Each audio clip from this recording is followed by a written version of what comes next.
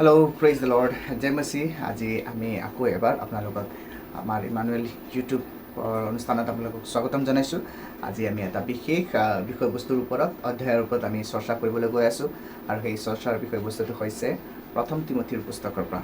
আৰু এই পুস্তকখন পৌলে এফিচিয়াছৰ মণ্ডলীত তাত থকা যুৱকজন তিমথীৰ লৈ এই পত্ৰ প্ৰেৰণ কৰিছে আৰু যাতে মণ্ডলীক আচল শিক্ষা আৰু মিছা শিক্ষাৰ ওপৰত ভেদ ওলাবলৈ আৰু লগতে মণ্ডলীৰ কেনেকৈ নেতৃত্ব কৰিব লাগে তাৰ বিষয়ে পবিত্ৰতা আৰু আধ্যাত্মিক শিক্ষাবিলাকক কেনেকৈ আমি ব্যক্তিগত জীৱনত ইয়াক আমি পালন কৰিব লাগে তাৰ বিষয়ে শিক্ষা দিয়া হৈছে। গতিকে আশা কৰিছোঁ প্ৰথম তিমথীৰ এই অধ্যায়ৰ আমাৰ এই জাৰ্ণিত আপোনালোকে নিশ্চয় সহযোগ কৰিব আৰু ইয়াৰ পৰা বিভিন্ন কথাবিলাক শিকি আমি নিজৰ ব্যক্তিগত জীৱনত পালন কৰি ইয়াক মণ্ডলী আৰু সমাজৰ প্ৰতি আমি এটা আচল ৰূপৰেখা আমি এই সমাজক দিবলৈ পাৰিম মণ্ডলীৰ পৰা। বিশেষ কৰি প্ৰথম যেনেকৈ আমি কৈছোঁ কি এই প্ৰথম তিমথী অধ্যায়ৰ পৰা আমি সুশিক্ষা মানি চলিবলৈ গীৰ্জাক কি কৰিছে উৎসাহ কৰি আছে। যি মিছা শিক্ষাই ভাবুকি আনিছিলে মণ্ডলী তাৰ মাজত বিভিন্ন বিভাজন আনি থিয় কৰাই আছিলে। সেই গতিকে তাৰ ওপৰত গুৰুত্ব কৰি কিনে এই কিতাপখন লিখা হৈছে। আৰু দ্বিতীয়তে বাতৰি প্ৰচাৰ কৰা ব্যক্তিৰ যি আচৰণ তাৰ প্ৰতি লক্ষ্য ৰাখি সেই ব্যক্তিজনৰ আচৰণ ব্যৱহাৰ বিশ্বাস প্ৰেম আদিৰ ওপৰত গুৰুত্ব ৰাখি এই কিতাপখন লিখা হৈছে।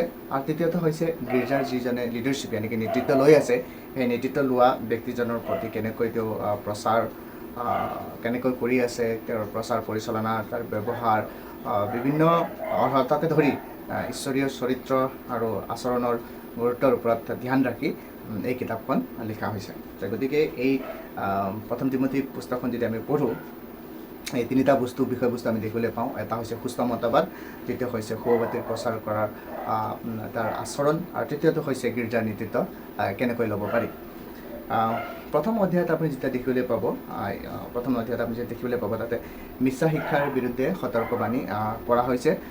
পৌলে তিমথীক মিছা শিক্ষকৰ সন্মুখীন হ'বলৈ দিছে আৰু সুস্থ মতবাদ ওপৰত গুৰুত্ব ৰাখিবলৈ কৈছে। যিহেতু সেই সময়ত মণ্ডলী আৰম্ভ হৈছিলে আৰু মণ্ডলী আৰম্ভ হোৱাৰ পাছতো তাৰ মাজতো বিভিন্ন মিছা শিক্ষা আহি কিনে মণ্ডলী কি কৰি আছিলে মণ্ডলীৰ ওপৰত হেঁচা প্ৰয়োগ কৰি আছিলে। আৰু সেই মিছা শিক্ষাবিলাকক কেনেকৈ মণ্ডলীৰ পৰা গুচাব পাৰি তাৰ ওপৰত গুৰুত্ব ৰাখি প্ৰথম অধ্যায়টো লিখা হৈছে। আৰু দ্বিতীয়টো হৈছে দ্বিতীয় অধ্যায় আমি যেতিয়া চাবলৈ যাওঁ তাতে কেনেকৈ আমি প্ৰাৰ্থনাৰ ওপৰত গুৰুত্ব ৰাখিবলৈ মণ্ডলীক গুৰুত্ব দিয়া হৈছে। তাতে কেনেকৈ এজন বিশ্বাসী পৰিয়াল বা মণ্ডলী বা নেতৃত্ব কৰা ব্যক্তিয়ে কেনেকৈ ব্যক্তিগত জীৱনত নিজৰ প্ৰাৰ্থনাৰ ওপৰত গুৰুত্ব ৰাখি ৰাজহুৱা প্ৰাৰ্থনা আৰু লগত মণ্ডলীৰ প্ৰাৰ্থনাটো কেনেদৰে জড়িত কৰি আগুৱাই লৈ যাব পাৰে তাৰ ওপৰত মণ্ডলীক কি কৰিছে উৎসাহ কৰি আছে। গতিকে পৌলে গীৰ্জাত প্ৰাৰ্থনাৰ ভূমিকাটো গুৰুত্বপূৰ্ণ হিচাপে আলোচনা কৰি পুৰুষ আৰু মহিলাকে ৰাজহুৱাভাৱে প্ৰাৰ্থনাত সংলগ্ন হ'বলৈ নিৰ্দেশনা প্ৰদান কৰি আছে।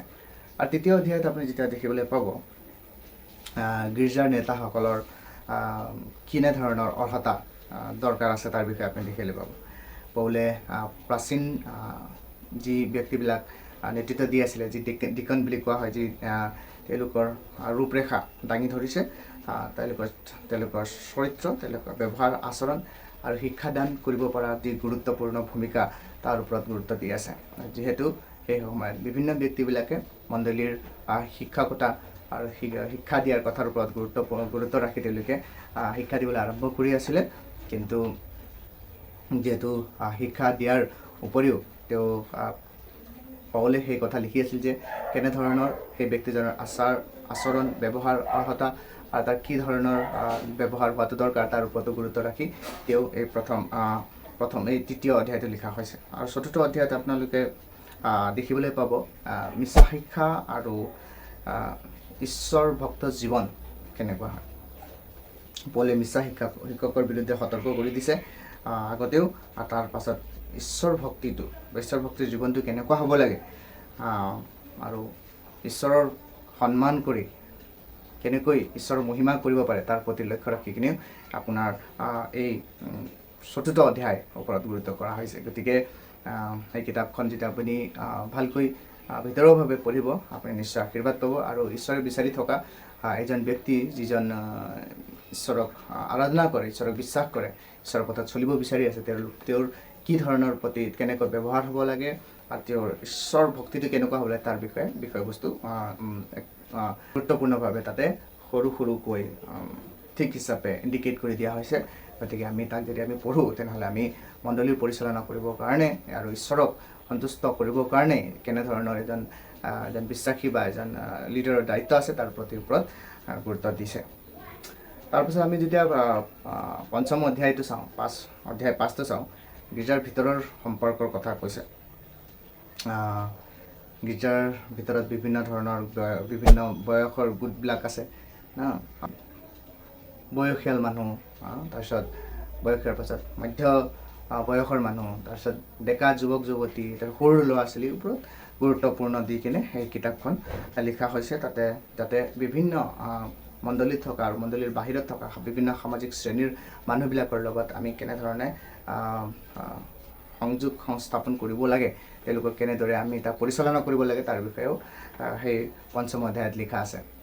ইয়াক যদি আমি পঢ়োঁ তেনেহ'লে আমাৰ পৰিয়াল, আমাৰ সমাজত, আমাৰ মণ্ডলীত যি বিভিন্ন বয়সৰ ব্যক্তিবিলাক আছে, সেই বয়সৰ ব্যক্তিবিলাকৰ ওপৰত আমি কেনেধৰণে চিন্তা আলোচনা আৰু ব্যৱহাৰ কৰিব লাগে তাৰ প্ৰতি গুৰুত্ব ৰাখি এই পঞ্চম অধ্যায়টো লিখা হৈছে। আৰু যোনটো 6 নম্বৰ অধ্যায় আছে, 6ষ্ঠ অধ্যায় আছে, অধ্যায় 6, সেইটো হৈছে ধন, বস্তুবাদ আৰু ধনৰ প্ৰতি যি প্ৰেম আছে তাৰ বাবে নীতি শিক্ষা প্ৰদান কৰিছে। পৌলে ধন আৰু বস্তুবাদৰ বিপদৰ বিৰুদ্ধে সতৰ্ক কৰি দিছে, কৈছে ঈশ্বৰ ভক্তিটোৱে হৈছে ঈশ্বৰ ভক্তিটো হৈছে আটাইতকৈ গুৰুত্বপূৰ্ণ। তাৰ ওপৰত ভিত্তি কৰি এই 6 অধ্যায়টো লিখা হৈছে। যেতিয়া আমি প্ৰথম অধ্যায়ৰ যোনটো ৰূপৰেখা আছে, প্ৰথম তিমথীৰ ৰূপৰেখাৰ যি 6টা অধ্যায় আছে, তাৰ আমি কি কৰিছোঁ, প্ৰথম অধ্যায়ৰ অলপমান অভাৰভিউ, তাৰ আমি কি কৰিছোঁ, তাৰ ইন্ট্ৰডাকশ্যন পৰিচয় দিছোঁ। আগন্তুক সময়ত আমি তাৰ প্ৰত্যেকটো বিষয়ৰ ওপৰত আমি চাই তাক আমি আলোচনা কৰিম। আশা কৰিম এই অধ্যায়টোৱে আপোনাৰ ব্যক্তিগত জীৱনত মণ্ডলী, পৰিয়াল আৰু সমাজক কেনেদৰে আপুনি ৰূপৰেখা নিৰ্দেশনা দিব পাৰে, এই অধ্যায়টোৱে আপোনাক সহায় কৰিব আৰু আপোনাক এটা মেচুৱেৰ বিশ্বাসী হিচাপে গঢ়ি তুলিব।